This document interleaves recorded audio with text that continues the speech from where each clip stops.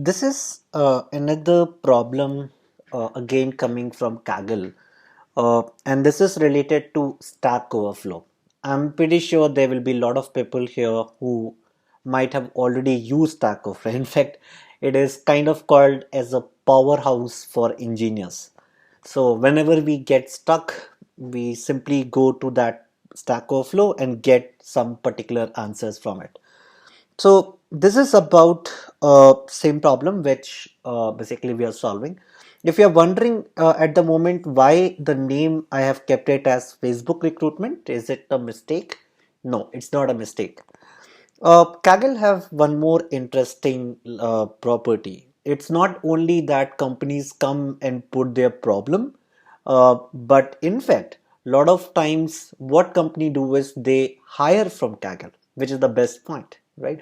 So they get basically best data scientists basically through Kaggle as well. So what they do is they create a competition, and who will be the top 10 or top 20 winners, they will call them specifically for interviews with them. So that's what companies do, and Facebook is one of the company who hired from Kaggle in such a way. So now they have put a problem related to Stack Overflow. So they have put this problem, and whoever is the winner is going to get called for the interview. So let's understand that what is this problem statement. So first let me show you up how the problem statement is going to look like. So you can see that this is Facebook recruitment 3. This means that even before this they have also put some more recruitment part, and this is the third time they have come. So you can notice the trust what Facebook is making on Kaggle, which means the company will only do this when they have in the past got the right candidates with more ease and the candidate is performing much better. So then only they will trust the platform to again and again come back and keep on conducting these competitions.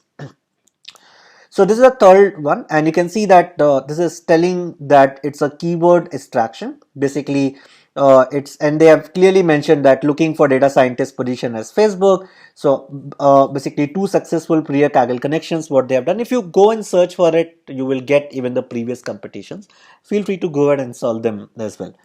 Now, after doing this course, you have all the power to solve all this, right? You need not worry about basically all that. Maybe you can just apply for Facebook in the fourth competition and get a good job.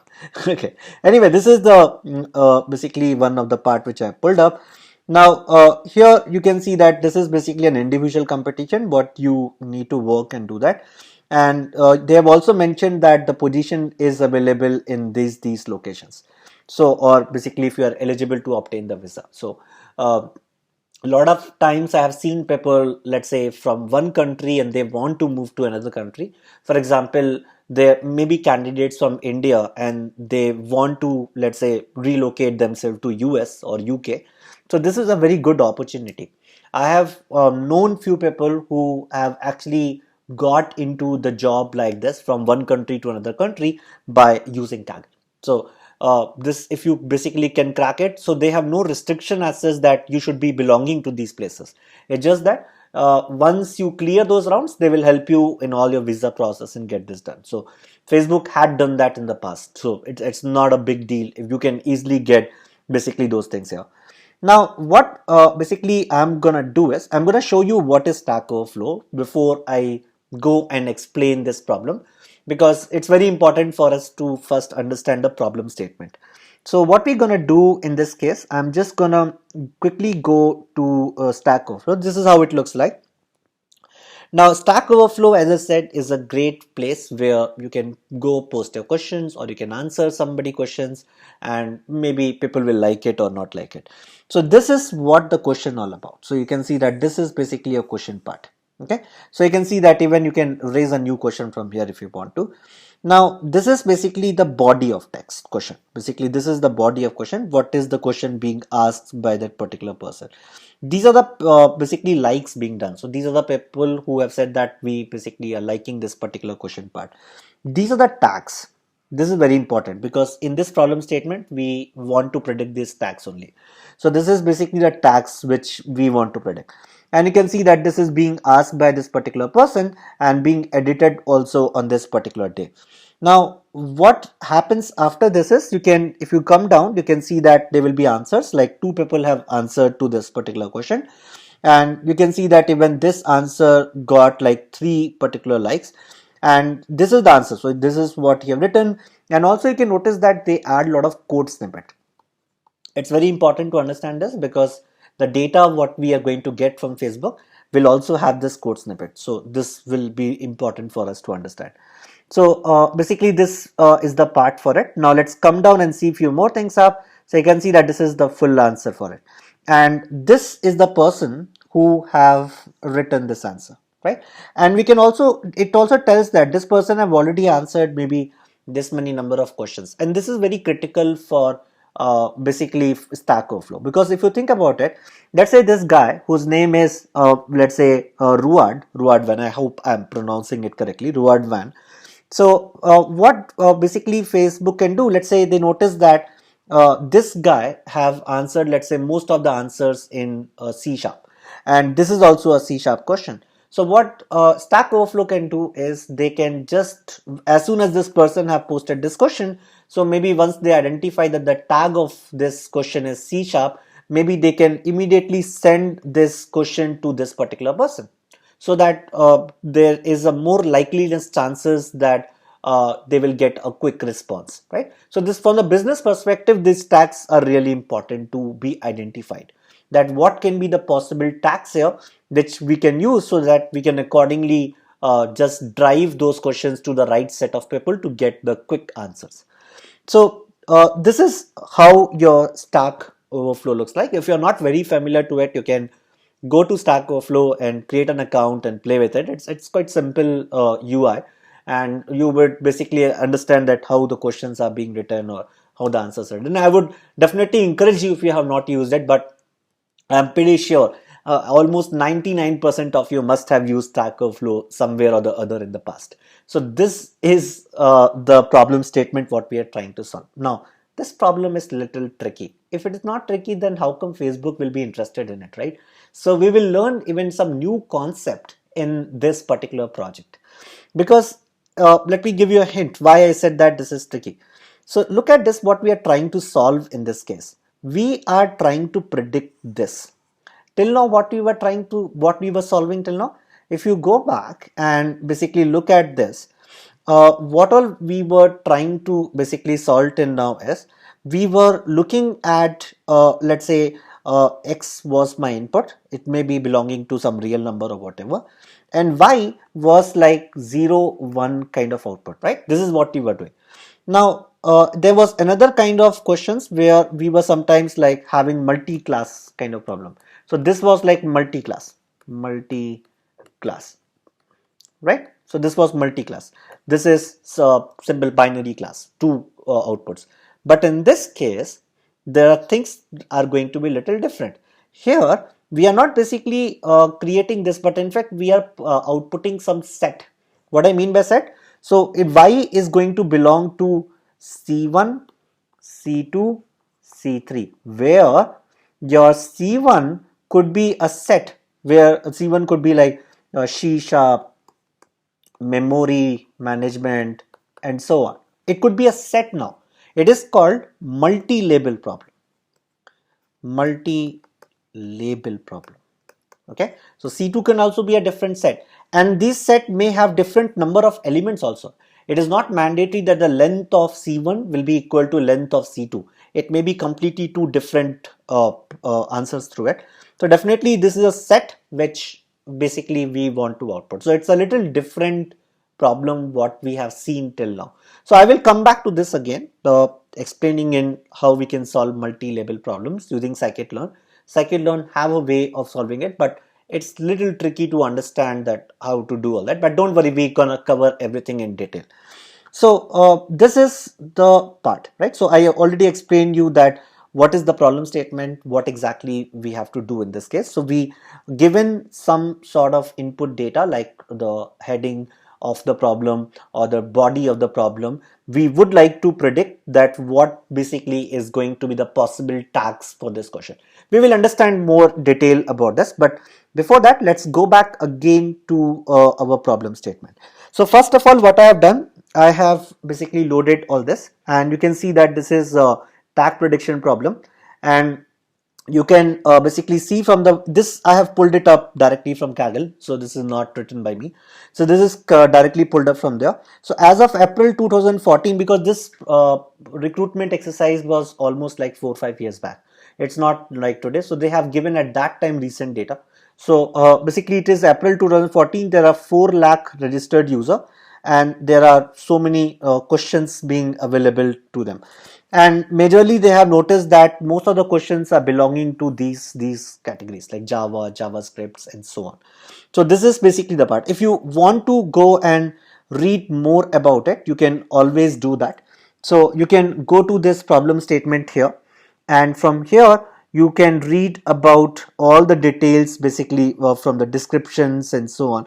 So even you can just read from the discussion forums and all that, and even you have to see this is also kind of having a lot of details what you have to do. And I will also be talking about this is also something important, mean F1 score. This is what will be the our evaluation metric. So till now in any of the course we have not seen that, so we have to understand it first, that what exactly is going to be this metric.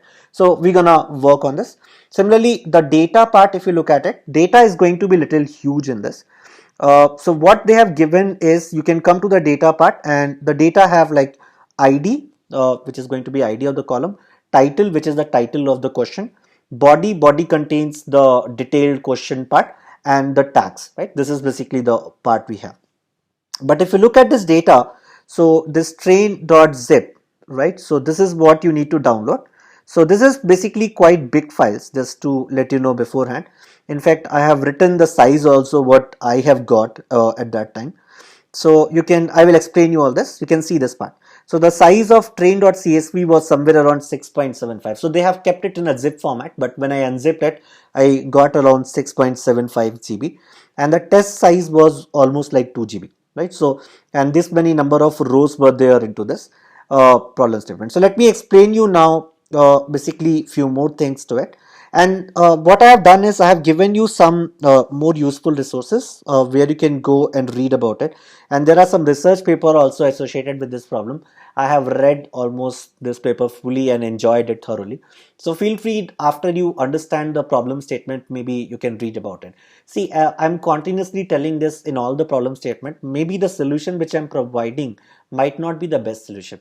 Even I have read all this from multiple places. Example, I've given you this links from where I myself have read and kind of try to come up with these solutions.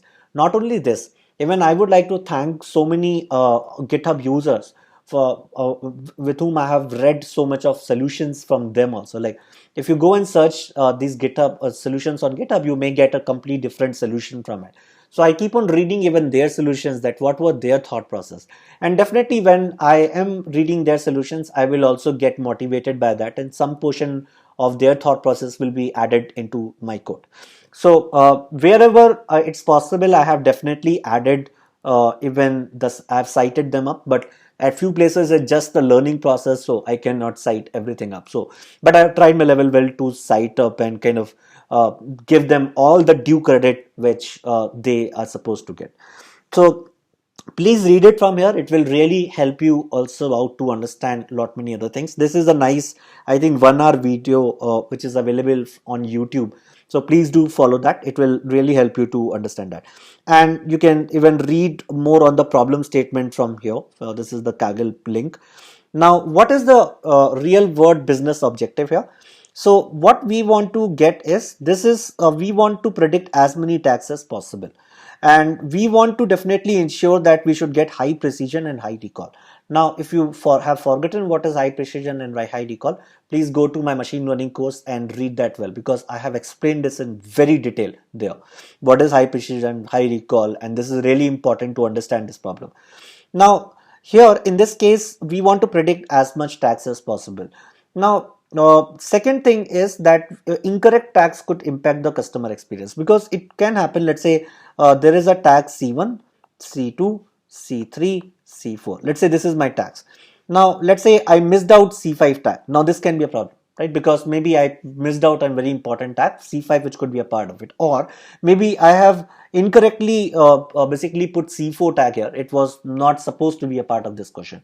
So then also it will destroy the customer experience, because if you think about it, you may be sending this question to wrong person who might not even know about it. So that experience will be going west. So that person might think that why Stack Overflow is going bad, right? So definitely this will be a huge impact on the business if they predict all these tags wrongly. Third thing is no strict latency constraint. So basically in this case, it's not like as soon as the customer posts the question, they have to immediately get the answer. If it is taking maybe 1 minute or maybe 2 minutes, right, or maybe 3 minutes, fine, let the model take this much of time to get the output. So maybe the timing may not be a huge constraint, but definitely it should not also happen that it start taking a day or two. Okay, so keep that in mind. So it should not also start taking up too much of use time. So it should be at a level which is acceptable by the community. So that is one thing to keep in mind while solving this particular part. Now let's look at the data. So data I already showed you, it's kind of huge, but this is the detail about the data. And if you look at this part, title is nothing but it's just like a simple heading question like implementing boundary value analysis in C++ program. This is the body. Now if you recall, I told you this part that body could have even code. So you can see that there will be a lot of tags coming here and there, and this is a code. But if you come down, there is a text also along with it. You can see that answer should come in the following table format and so on. So basically there's a text also being involved in this. And if you come down, so this is basically your question part. Now you can see here that there are tags also there like C++, C.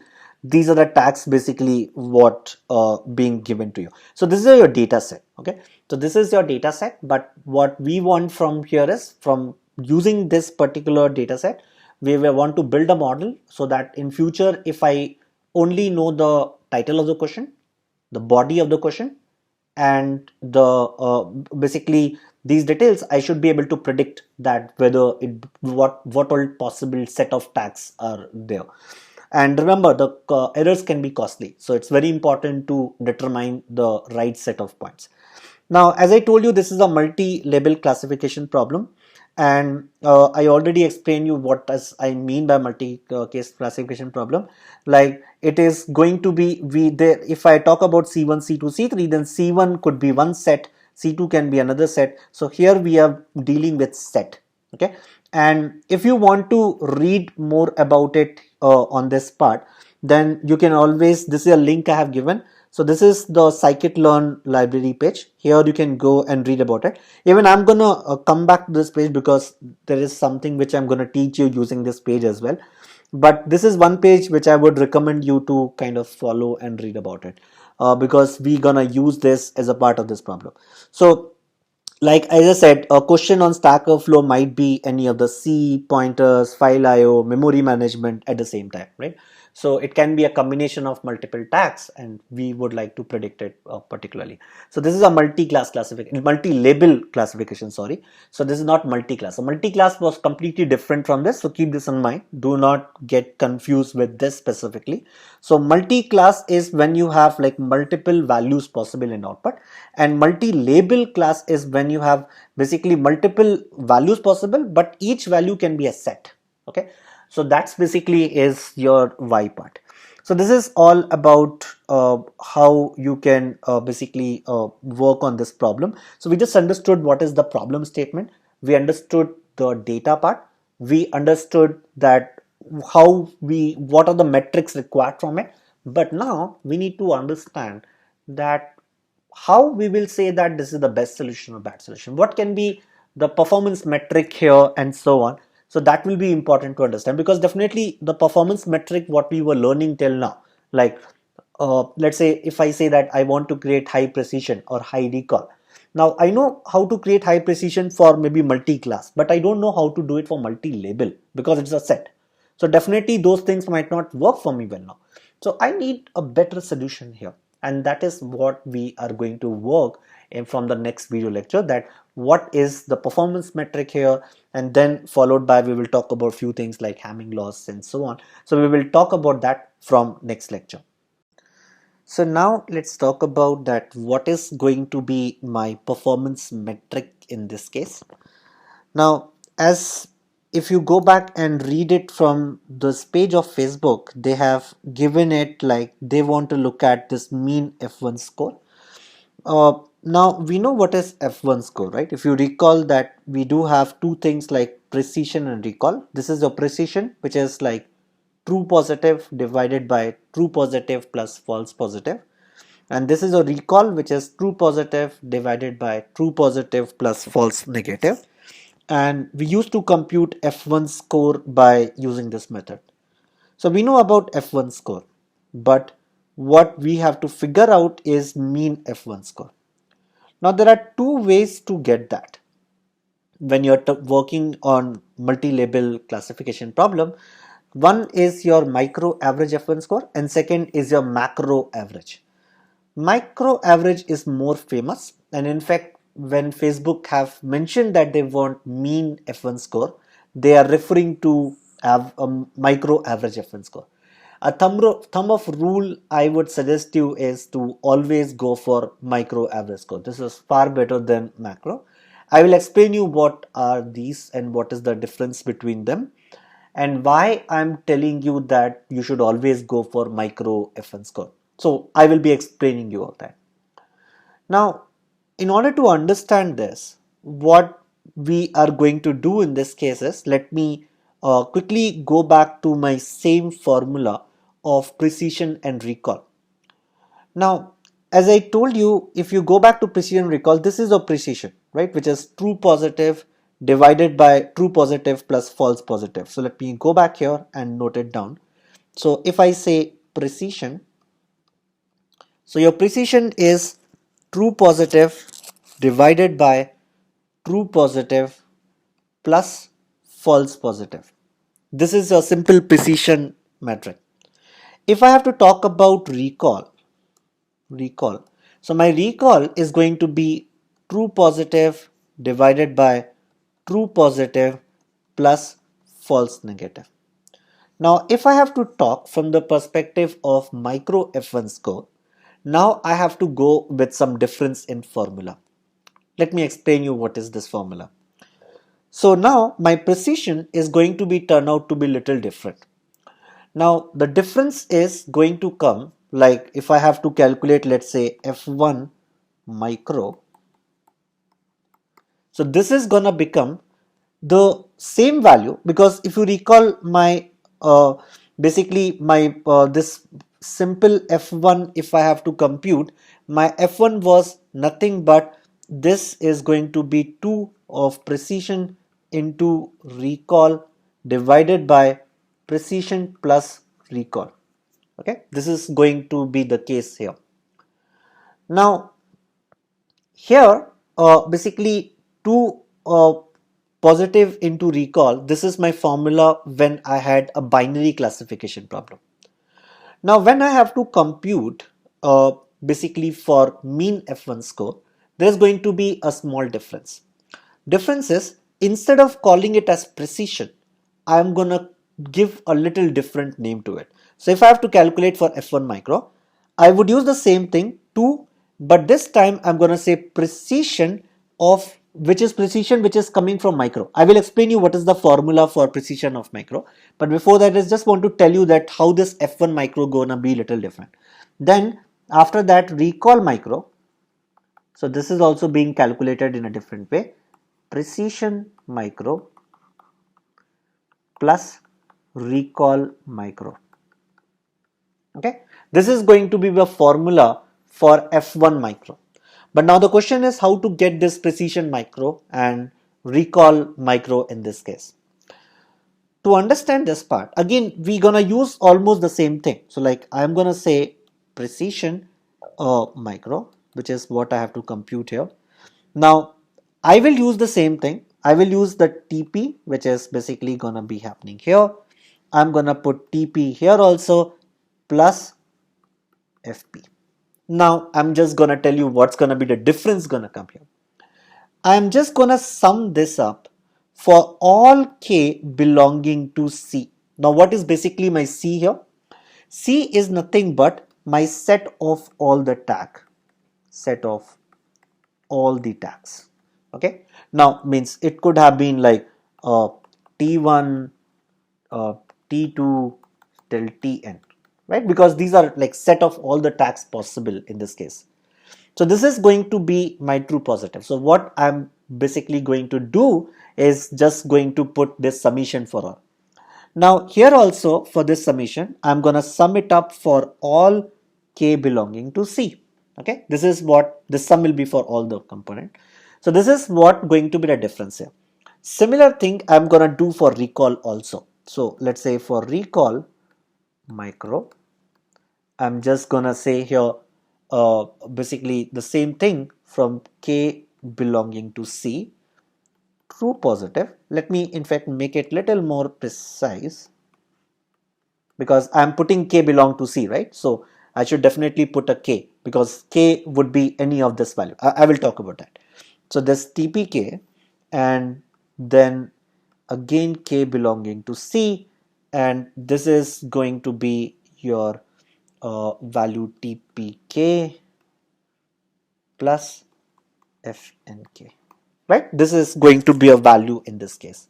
So this is how you will be defining this value. So what I'm basically doing, if you look at this, my basically k is what? My k is belonging to C, right? My k is belonging to C here. And C is nothing but set of all label. So now k could be any of these tags, right? T1, T2, T3 till Tn. K could be any of these tags. So let's say if I pull up any of the tag T2 here, okay, so what I'm doing is for this T2 tag, I will compute basically a true positive. Similarly for T1 tag, I will compute a true positive, and I will also compute the false positive and false negative. So for every tag, I will compute the false positive, true positive and false negative, and keep on plugging in this formula, and I will keep on doing this for all the tags which are basically present here. That is what I'm doing. So for each k, I am basically doing nothing but calculating my true positive k, false positive k, and I'm calculating false negative k.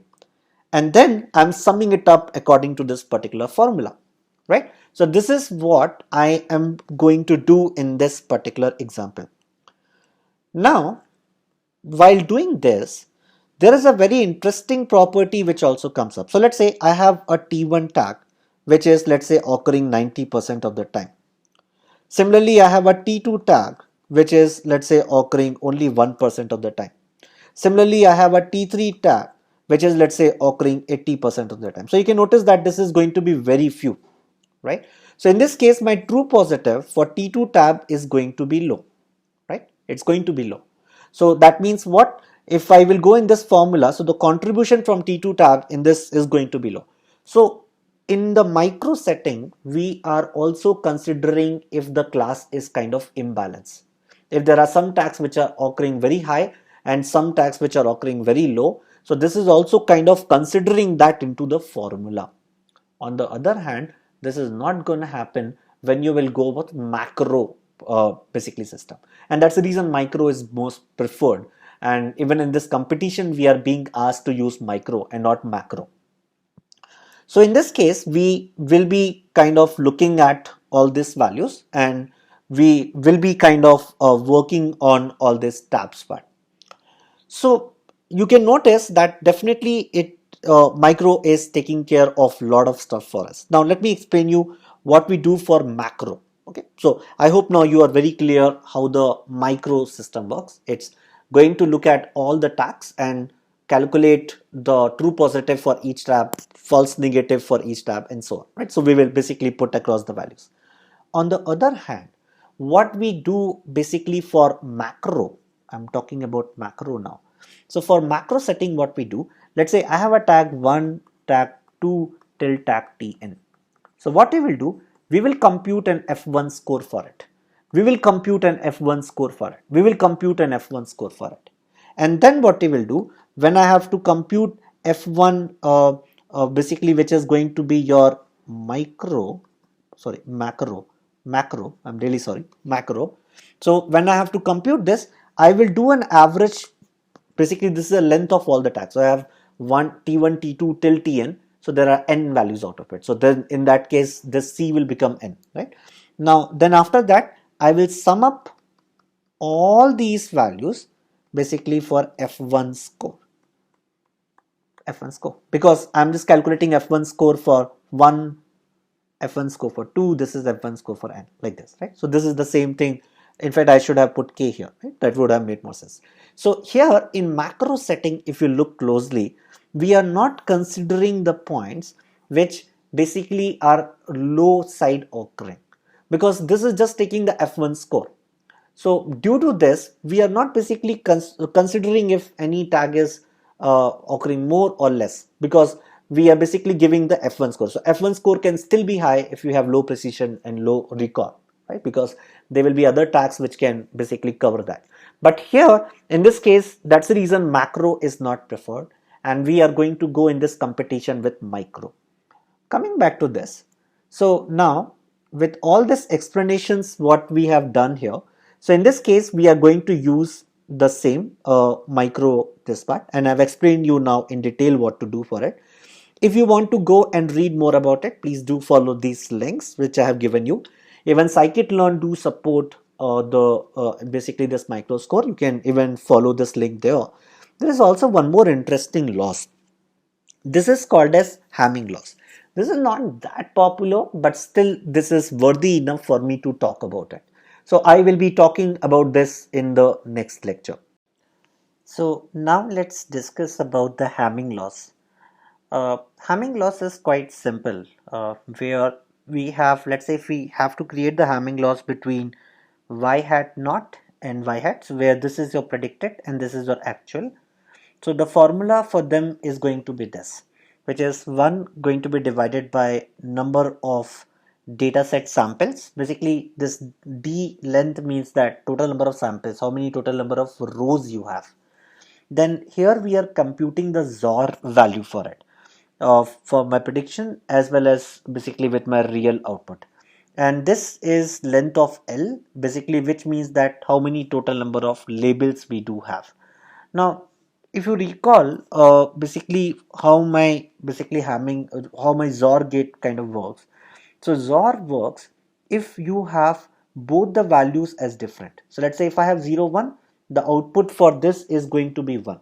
If I have 1, 0, the output for this is going to be 1.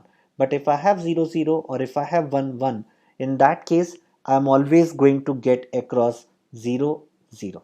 So if they are different, then only I will get 1, otherwise no. So this is going to be the part. Let's take an example to understand this part.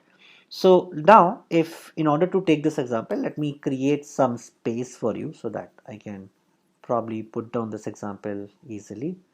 So now let's say I do have some sort of Q1, which is, let's say, this. Now here if I have, let's say, question 1 which have the tag, let's say, T1, T2, T3 and T4. Let's say this is the situation. Now this is my actual output. Okay, what I predicted from here is, let's say my prediction is, so here basically let's say my value was 1. So how we are keeping it, let's say in Y I have the tag present T1, so I will put 1 for it. I have T2 also present, I will put 1 for it. I have T3 also present, I will put 1 for it. And I have this value there, which is I'm gonna put 0 for it. Okay, this is not there, let's say. Now what I predicted is, let's say, is completely opposite, 0, 0, 0, 1. Okay, I predicted completely opposite.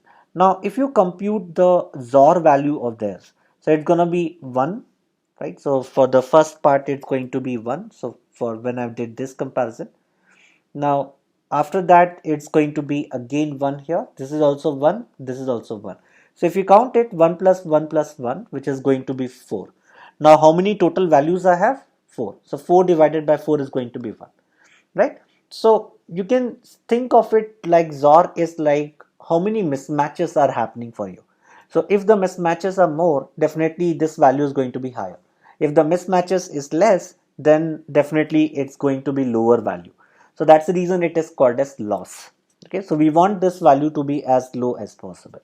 So this is about the Hamming loss part, which I brought up in the last part. Now, what we are going to do next is we are going to work on our data set, and further we gonna use it for our further application. So in order to solve this problem, I'm going to use something called as SQLite. Now, this is just to add a different flavor so that you can understand how you can work with SQLite. Just to let you know, like for example, you might be aware of databases like Oracle, you have Microsoft Server, right? So many databases are there. Similarly, this SQLite is very lightweighted database. In fact, if you basically think about in your Android phone, you save your contacts. So you must be thinking where those contacts will be getting saved. So there is a DB which is involved there, right? So that DB will be always SQLite. Similarly, in your MacBook, in your iOS, everywhere SQLite is used because it's a very lightweighted database to solve this purpose. So, and the very good news here is that SQLite is comes default with Python. So we need not even install something separately for doing it. And the advantage of using SQLite is that you can now write your SQL queries. And if you are not an expert in SQL and all, don't need to worry about that. You can just follow this link W3 School. And in this project, I'm not going to use very complex query. It will be very simple queries. So if you just spend half an hour here, you will be all good with SQL knowledge. Okay, this is just something you can follow up here and then come back to this project. But if you know it, then you will really understand things quite well.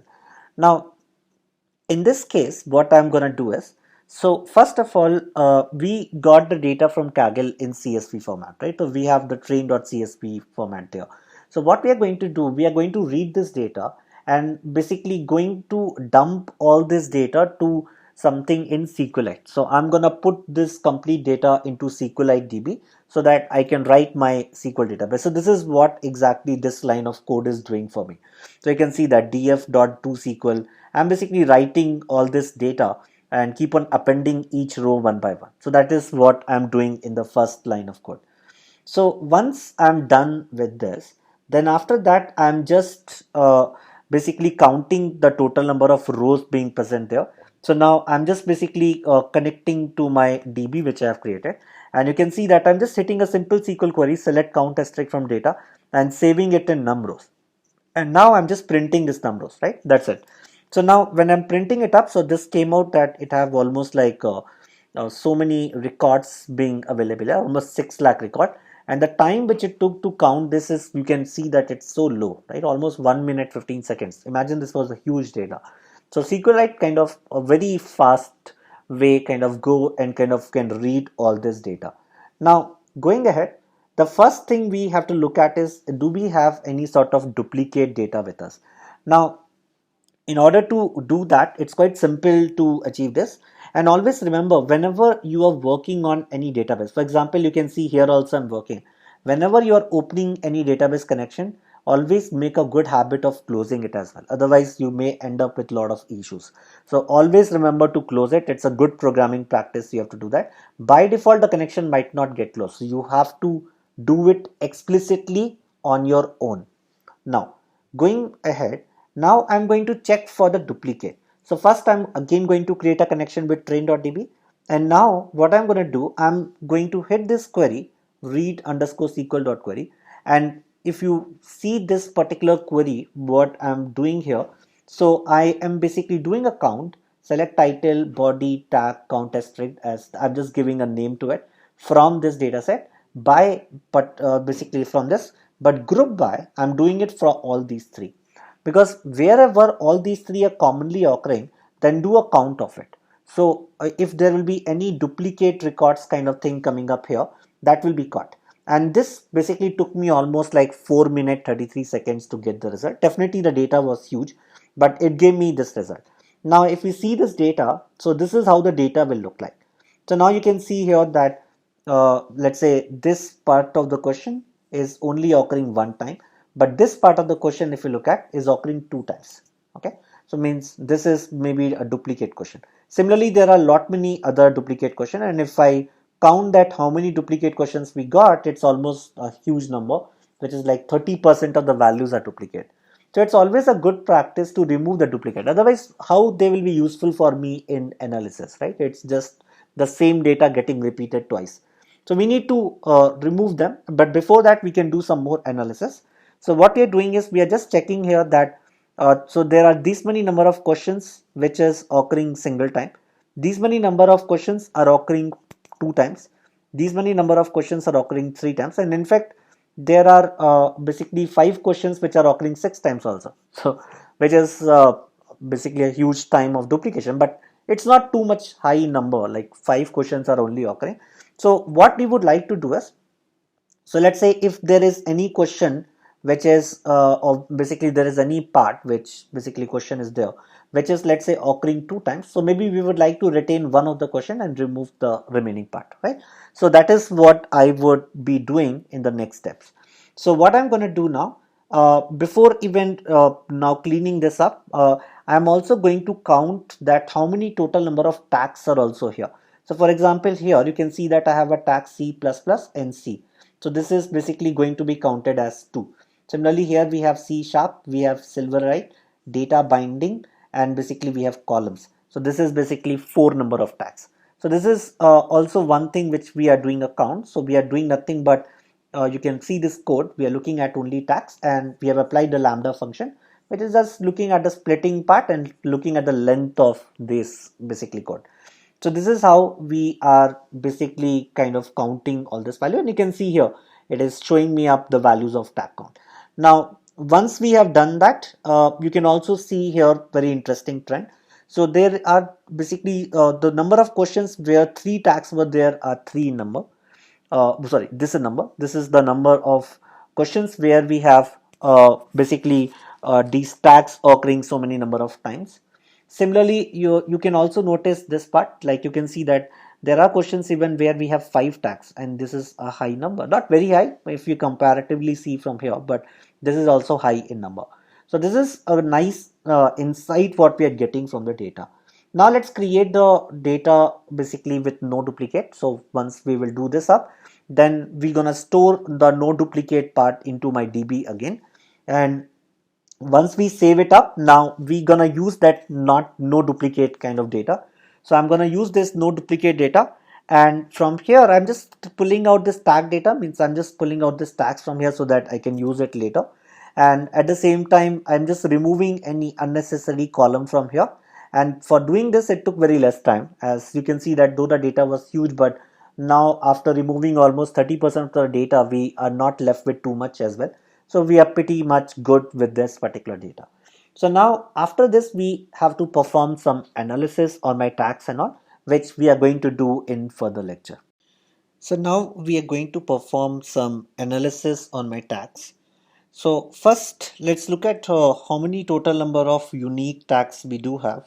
So while writing this code, we figured out that total we have almost this many number of data points, which is total number of rows, and this many unique tags we have, like 42,048. So this many total number of unique tags is what we do have.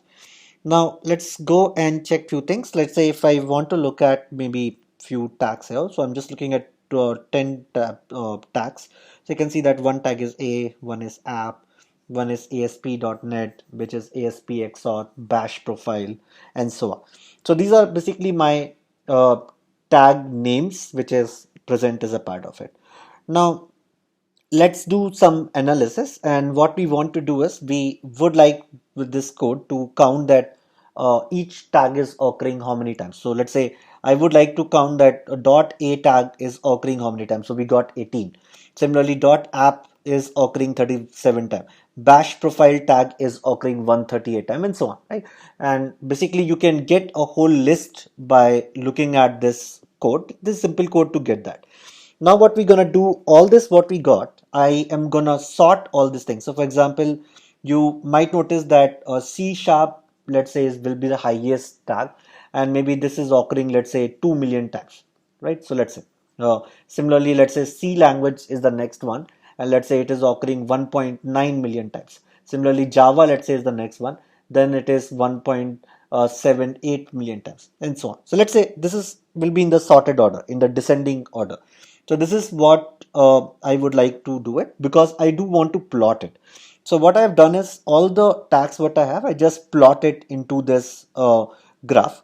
So you can see that most of the tags are kind of occurring highest number of times, and then it is just dropping very steeply, right? So it's very even difficult to decide that how steeply it is really coming down. So because it's the way it is coming down is really fast. Now, so what we can do in this case, how about if we reduce the number of tags? So let's not look at all, but how about if we look at only the 10,000 tags and see that with 10,000 tags how it looks like? Can we really see the steepness of the curve in that case?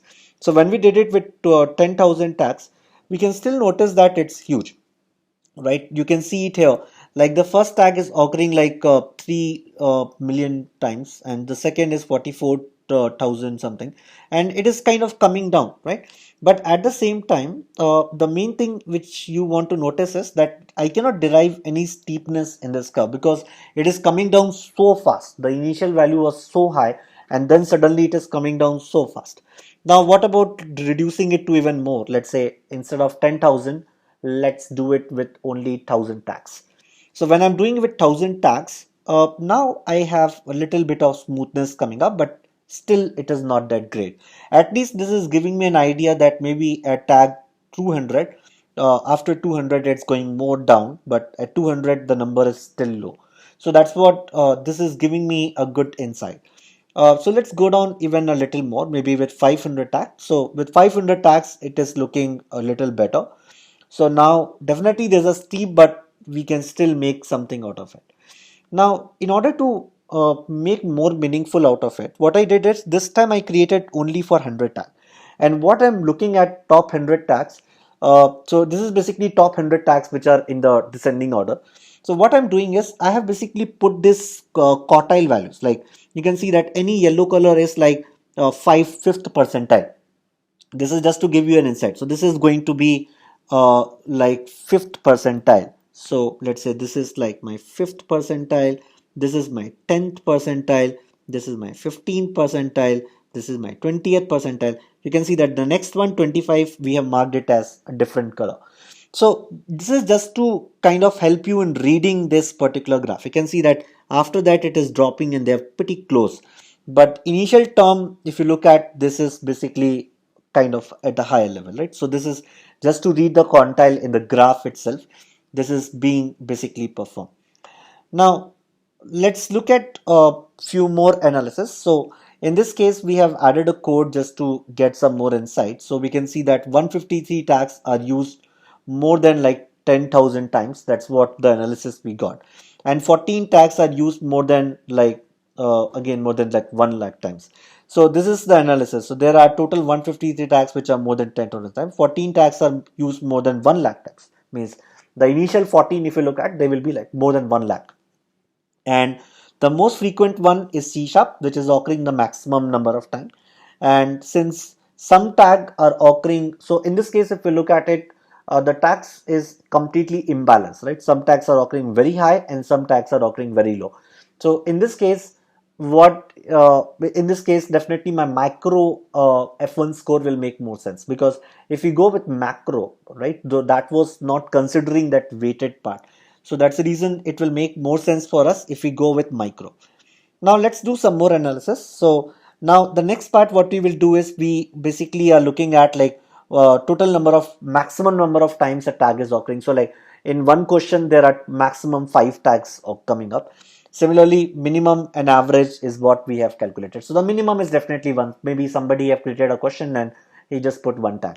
And maybe the average number of tags per question is like on average per question how many tags we are getting. So almost like 2.89 is that number. Now let's plot it in a histogram, and we can notice that the most frequent one as expected was like 2 and 3 tags per question. So like usually the people who are tagging, they are adding like 2 or 3 tags mostly, not more than that. But yes, there are few questions where people are even tagging like 5 particular tags in a question. So that's what is also occurring in this case. So what are our observations? So we are just going to put all these things in detail here. So we will see that maximum number of tags per question is 5, minimum is 1, average is 2899, most of the questions are having two or three tags, right? So the same thing which I explained you. Now, let's look at the basically let's do a word cloud. And doing a word cloud is very simple, right? There's just one line of code what I have to write to generate this.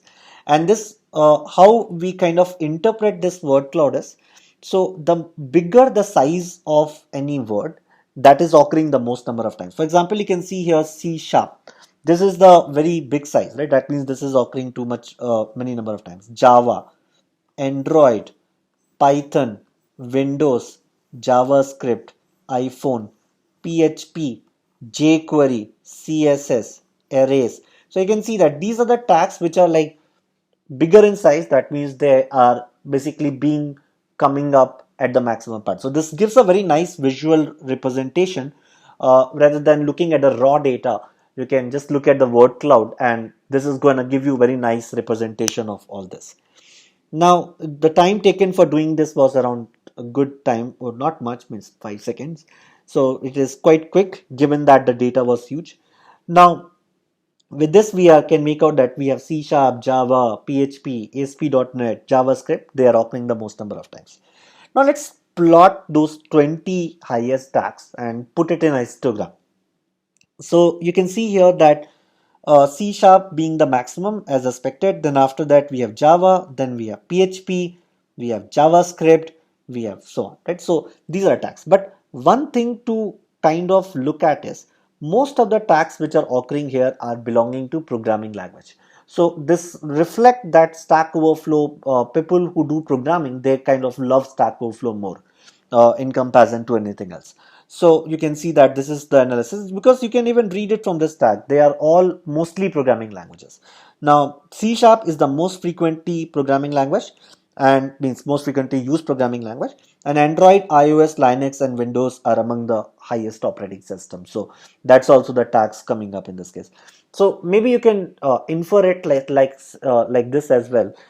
Sometime you might have noticed that they say that in 2018 this is the best trending programming language which worked, right? So maybe one criteria could be that they can look at the Stack Overflow data for, let's say, for that particular year, and can see that which was the that programming language which was most getting used, or which was most being asked kind of by the user.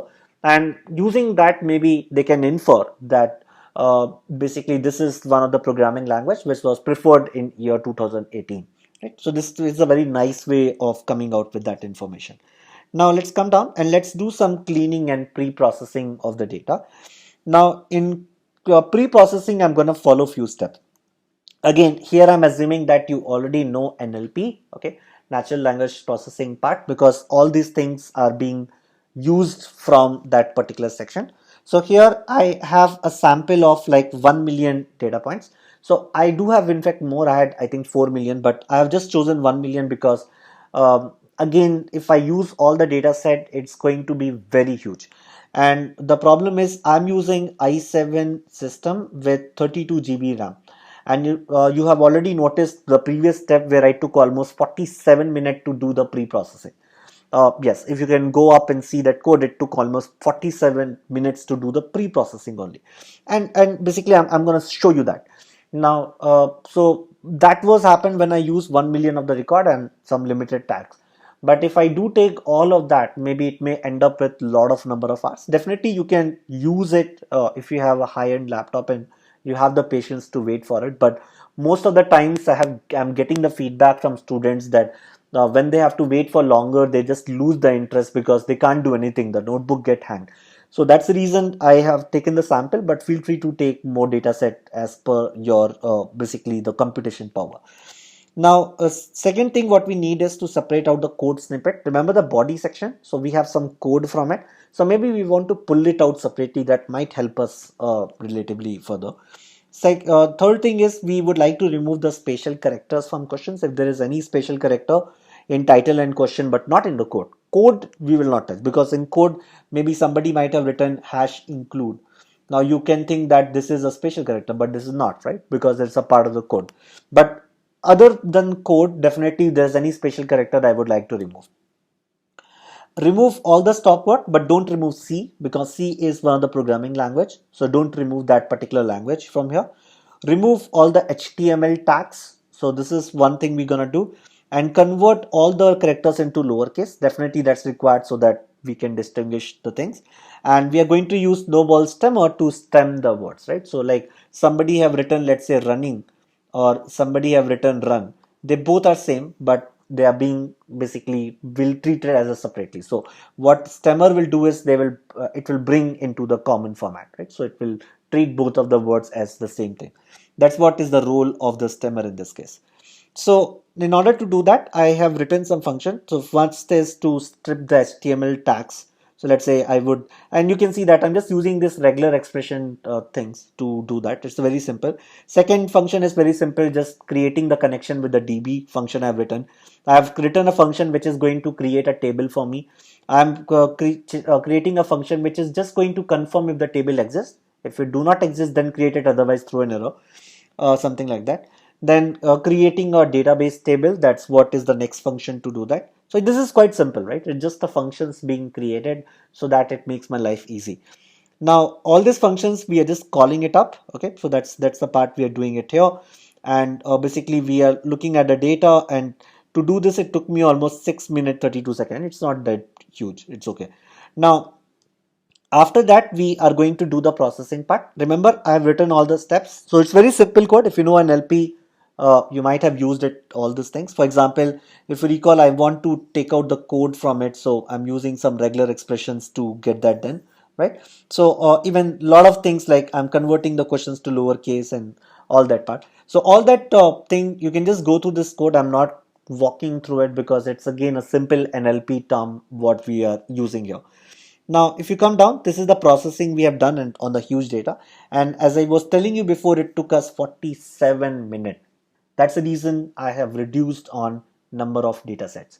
If I would have taken the whole data set, it would have been a disaster for me at least, right? Because on my machine, maybe it would have taken much more time on this. But feel free to use the whole data set if you have the computation power. So that's not a problem. Now after that, we are just committing all the things and just kind of closing the connections. And once we have done, this is the pre-processing part. We are just printing out the results after it. So you can see that this is the result coming up. So you can see that some of the words got stemmed. So because let's say this is define, this is basically nothing but define. So maybe you will not be able to understand it, because the reason is some places it might be written as defining, somewhere it has written as define. So I'm just bringing everything to a same scale. Okay, so that's the reason you are seeing all these things into this format. Let's come down. So this is the data, and now if you see and basically combine all this data together and view it. So this is the ID, this is the question which we have. Like for example, you can see here also, this is the stemmer thing, like resize, and you can see that all the stop words and everything got removed, everything in lowercase, everything is very nicely coming up, and these are the tags what we do have. And if we look at some more things related to it, like come down. So this is telling that I now am left with this many number of samples, and I have total 2 dimensions being available with me. So this is basically how we can perform some sort of pre-processing and so on. And after this, now we are all ready to work on the modeling section. So now we need to really understand that how we gonna determine this multi-label problem, right? So now this is the problem which we have to solve, multi-label. How we solve it using my models? That's a question for us. Now the thing is that can we somehow convert it to either a binary classification problem, or if we can somehow convert this to multi-class problem? If I can somehow do this conversion, then it will make my life simple. But the question is how we can do this sort of thing. Now, in order to do that, there are a lot of articles you will find across internet, but this is one of the article from Analytics Vidya, which I love it personally. And I love it because they have basically kind of created a lot of nice diagrams, which is a lot easy for us to understand. That's the whole reason why I'm basically going to use Analytics Vidya in this case. And if you go through them, actually they write a lot of nice blogs. I kind of love reading them, to be frank. So I would also suggest you can read more in detail on this. So let me explain you what are the techniques what we do have to solve this. Number one is binary relevance technique. Let me explain you what is being done. In fact, this is the most popular technique which is used, and also it's also called as one versus rest. One versus rest. And the idea behind this is, let's say if we have data, so let's say I have 5 rows. These are rows. Okay, I have 5 rows, and these are tags. Okay, so now what we are doing is we are putting the data for it. Let me give you an explanation for this. What exactly this is doing? Let's say I have a question Q1. Okay, which have, let's say, a tag T1 comma T2. Let's say I have a question Q2 which have the tags, let's say, T2 comma T3. I have a question Q3 which have the tag, let's say, T1 comma T4. Let's say this is my tags. Now in this case, if I look at it, how many total tags I have? T1, T2, T3, T4. Let's say these are the 3 questions. Let's assume that these are my rows where I have the data. So now in this case, what I'm going to do, for the first one, I will create basically 3 columns. Okay.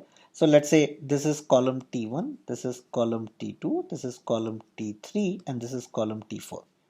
Now I'm going to keep the data here. So let's say in this case, I have T1. Yes, I have T1. I have T2. Yes, I have T2. This will be 0. This is not there, right? So let me do it for the same thing for this. So T1, T2, T3, T4. So this is going to be 0, 1, 1, 0. Let's do the same thing here. So in this case, 1, 0, 0, 1. Like this, I can arrange my data and keep up all these things into the column wise. So that is what being done here. Okay, this is the data representation here. So you can think of this y1, y2, y3, y4 as, let's say, tags, okay, which we had in our question. So now in this case, maybe the first row point, I have maybe y2, y3 available. In the second row, I might have only y1 available. In third row, maybe I have only y2 available. In fourth row, I might have only y1 and y4 available. And in fifth row, I might have only y4 available. So this is my way of representing it. Now, what I'm going to do with this, I'm going to split this data into this format. So what I'm going to do, I'm going to divide it into 4 parts because I have 4 different columns. So for each of this value, I'm going to repeat it 4 times. So like I'm create one with x with y1, then I will create x with y2 with this row, then I will create x with y3 with this row, then I will have x with y4. Now, if you look at it, now what basically it means, I can basically create 4 different models and then basically can work on them, right? Because now if you look at it, it becomes like a binary classification problem for me, right? So that's what we can do with this, but there's a challenge here. Remember, in our problem statement, we have 40k tags, right? Now 40, to do it for 42k tags, building 42k models is going to be almost very complicated, right? Because this is equivalent to, if you have a smaller data, smaller set of these set values, then it works pretty good. And in few cases actually do not even work well. Let me tell you, in our problem statement, when we tried actually using it, it failed for some reason, and then we have to put some sort of different logic to get this done. I will explain you at that time why it failed, because actually we will have a very sparse data. Anyway, we will explain that at that later point. But this is basically going to be like very rigorous in terms of creating number of models. And to do this, it's quite simple. So to do this, we do have, just like we have a scikit-learn package, similarly we also have a sk multi-learn package. Okay, that is also another package what we have. And in this we do have something called as binary relevance class, and we can just pass it on here, and you can see the remaining code is very simple. So it will just take care of everything for you and get the results done for you. So this is a very simple way of working on this part. Now the second thing is, you can see the second method. This is called as classifier chain. This is in fact interesting way. So basically here again the data set is same, but what we are doing is, so let's say the first one what we got is from x1 we got, let's say, 0. So we have pulled up only this much. But for the second one what we are doing, we are taking these two as my input point, and then we are predicting for the last one. Then after that we are kind of creating a chain here. Okay, so we are like one model, we got the output, then we take the output as the input for the second one, and then we move on. Definitely this is not helping us with the last problem what we had earlier with the binary one. So definitely here also we are creating a lot of models in this case, but at the same time, this is sometime useful. Let me tell you where this is going to be useful. So when, let's say whenever we have a situation like if one kind of tag is having a dependency on another tag, for example, let's say this y1 is C, okay, or C++. So let's say if there's a question on C, there's a high chance that maybe the question might be related to pointers. So because generally the questions on C, if you look at in Stack Overflow also, you will notice that most of the questions will be related to pointers in that case. So that is what basically is being explained in this case, that maybe you can have a chain in that case to get that kind of dependency along with it. So this is also quite simple to be done. So if you look at this, again, we do have a same package, scikit multi-learn package. And here also we can just use classifier chain and get this done. It's quite simple to do it in the programmatic format. Now, after this, we have something called as label power. This is quite an interesting idea, in fact. So here what we kind of do is, so let's say you can see this part, like this is one part, right? Now I will give like whenever the value is, let's say, coming as 0, 1, 1, 0, I'm gonna give it a number, let's say 1. Okay, think of it like a pattern, which I'm giving it a number 1. So I'm basically writing it up. X1, I have given the number 1 to it.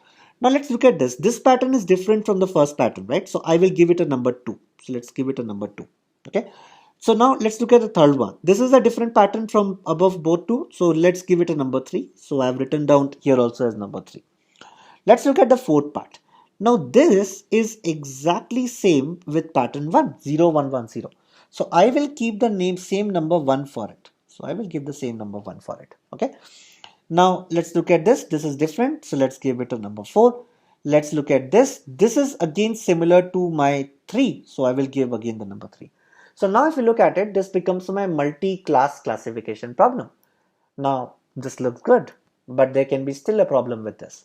Problem is, if this columns are going to increase, then in that case the number of unique values are going to also increase, right?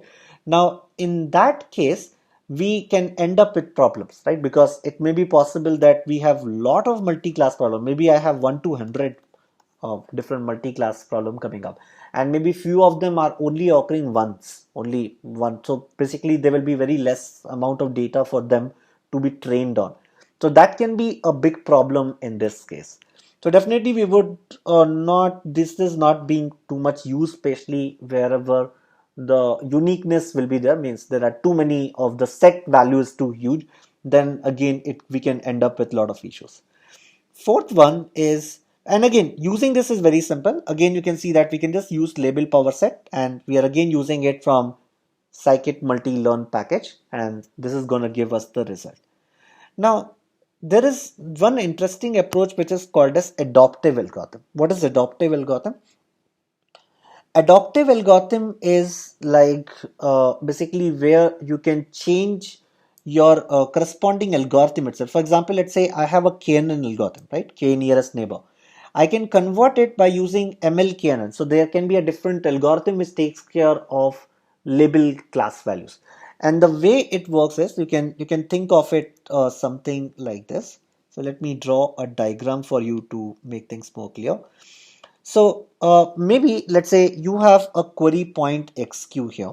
Now let's say this is being surrounded by x1, x2, maybe x3 and x4 and so on. Let's say now we have tags being attached to it. So let's say x1 have tag like t1, t2, t3.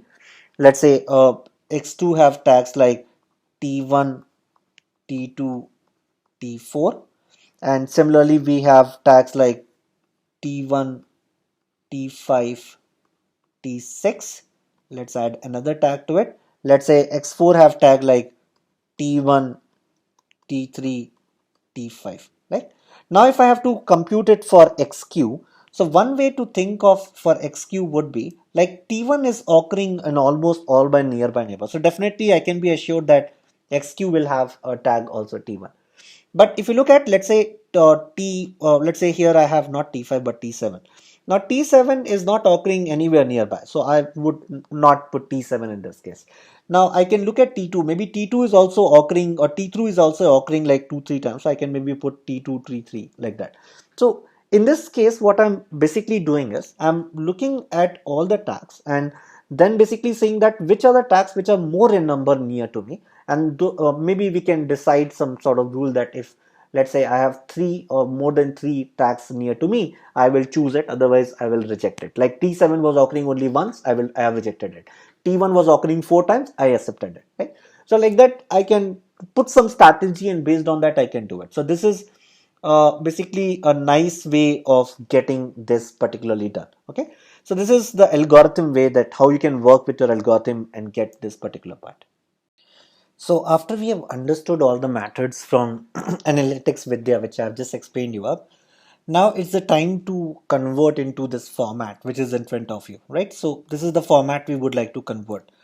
Now you would notice this is very simply done by this two line of code. So we're gonna use this count vectorizer to get this done for us.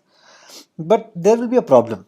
We can't really use this much of amount of tags what we do have. So we need basically some better method to solve this.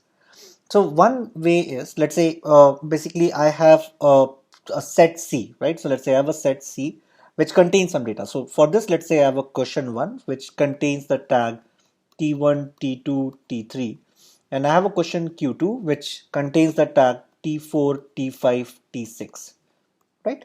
Now, let's say these are my tags.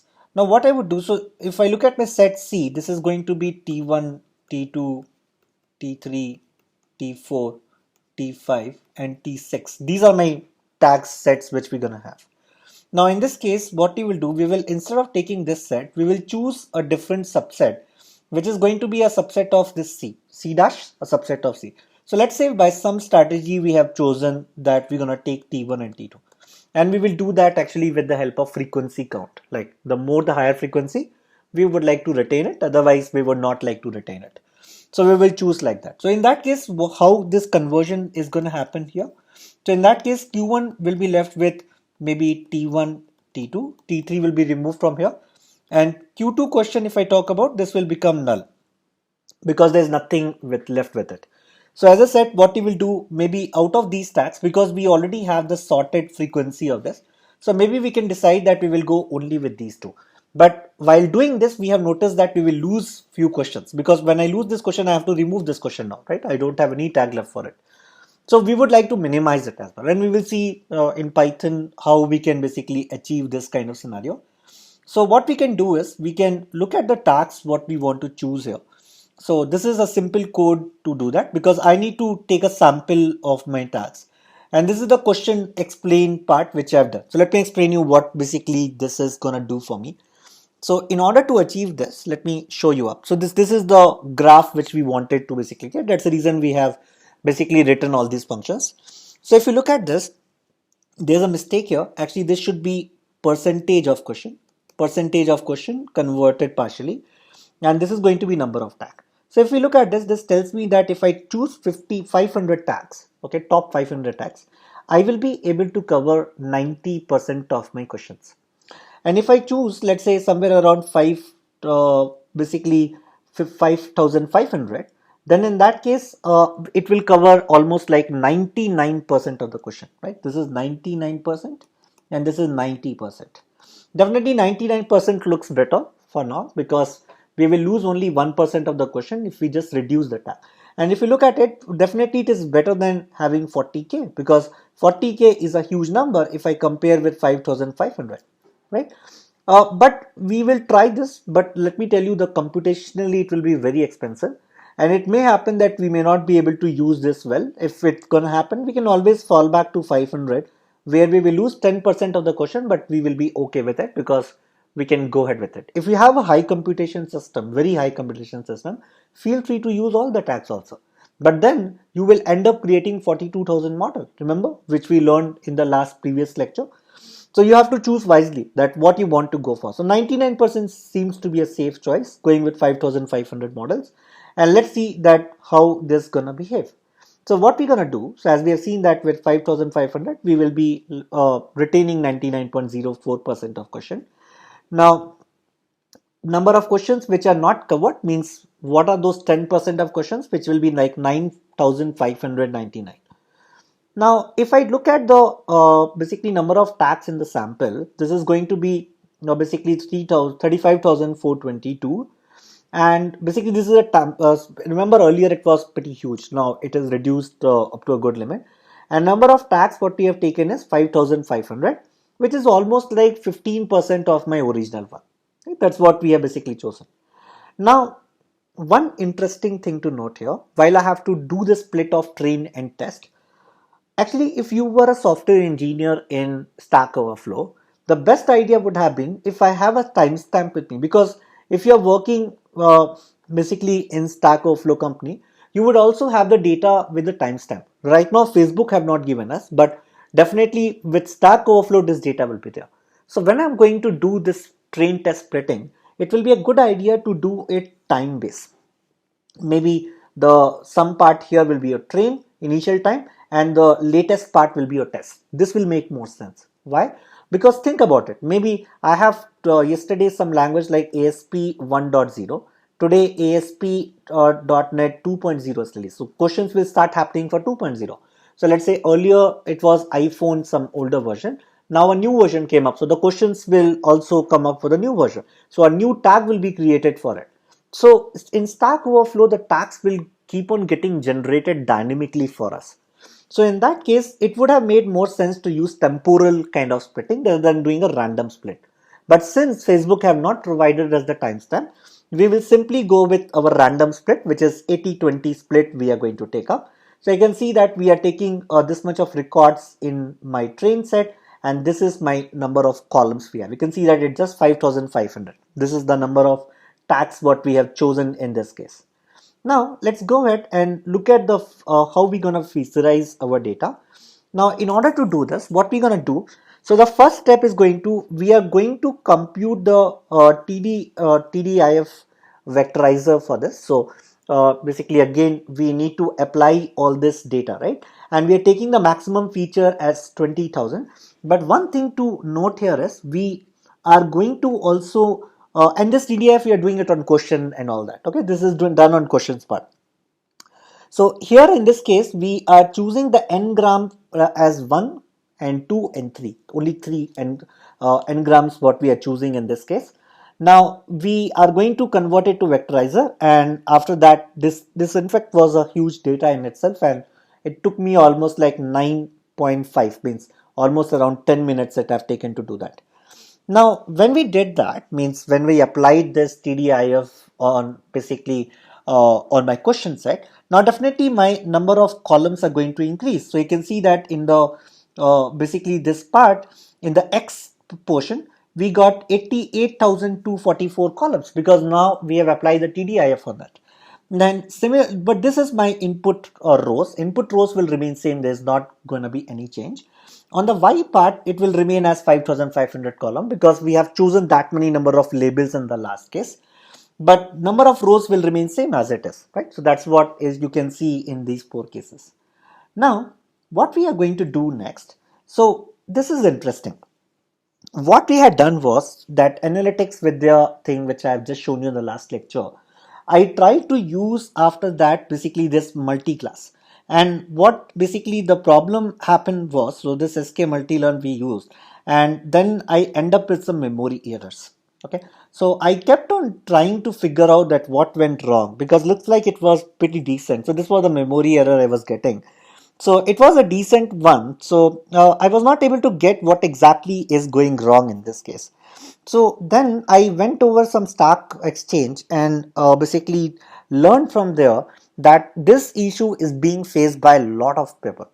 And this issue happens because this data what you have, input data what you have is very sparse. And this SK multi-learn is only good to work with respect to dense data. It is not good with respect to your basically sparse data, and that's the reason you are ending up with this memoria because it will work with respect to so many columns, right? It have to create so many models and all that. So we have very high chance that you will end up with basically the memory error.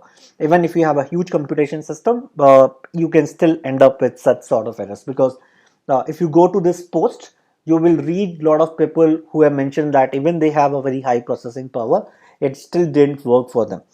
So then what we can do with this, so we just commented out this code, but I've shown you the code so that if you want to use, you can use it. But at the same time, we what even this community have said that they're going to fix it in the latest version, and they have not done it at least by the time I'm recording this video. So we cannot just stop this case study. So we will use our own method, which we have basically came up with to basically solve this problem in that case. But yes, if this method was available and working without this bug, then it would have been a better method to use here. So maybe in future, at the time when you are viewing this video, maybe this error is fixed out. So you might want to just kind of uncomment this code and see if this works for you. If yes, then comment out my later code, and then you can use this and see that a better performance coming up. In fact, it will be good. You can just post it on the discussion forum, and I would love to again change it back. So that is something which I can do it.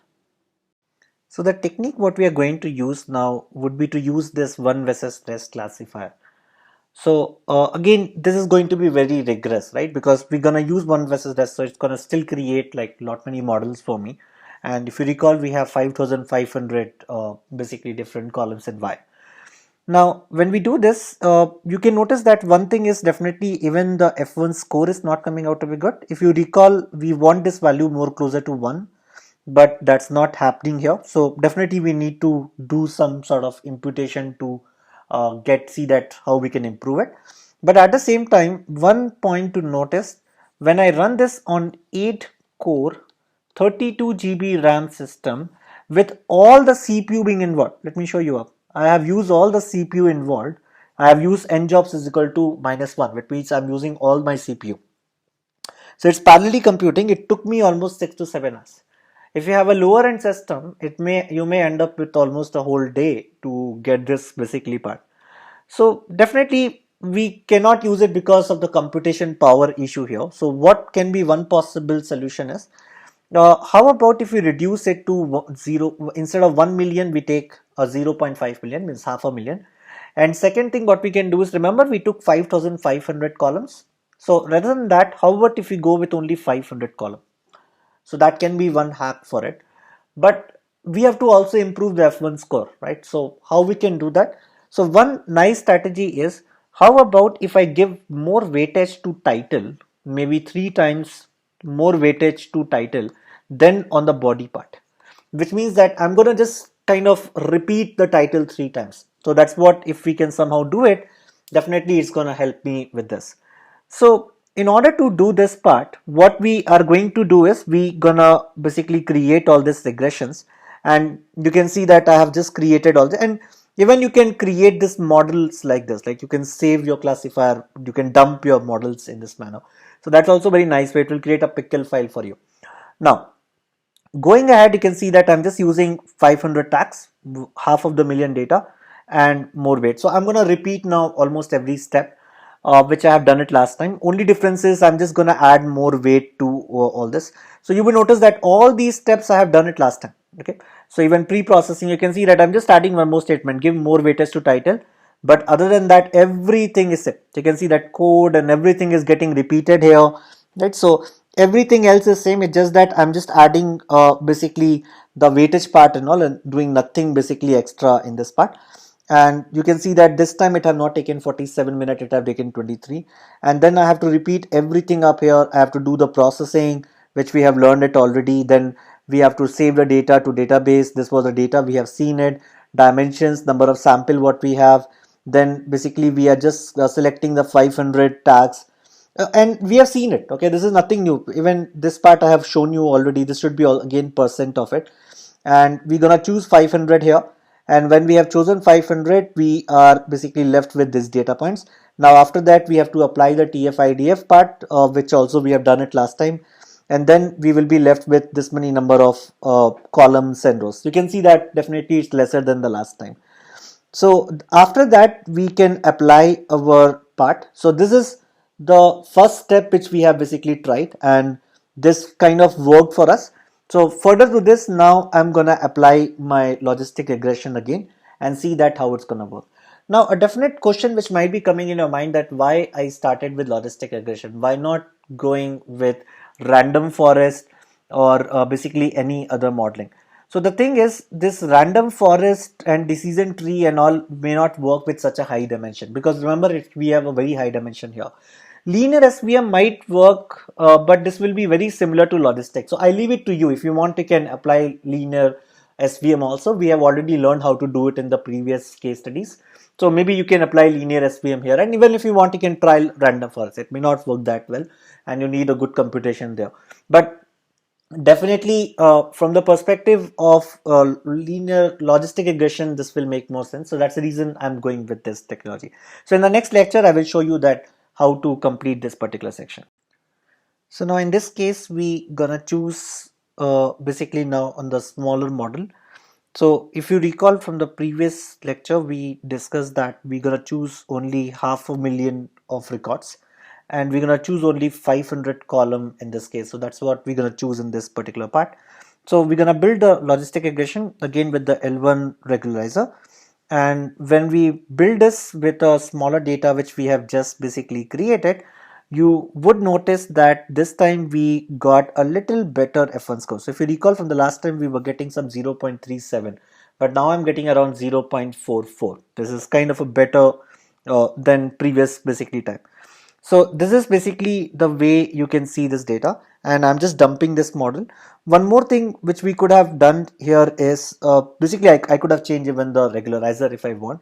This you can try it up, but this time I'm also using basically SGD classifier.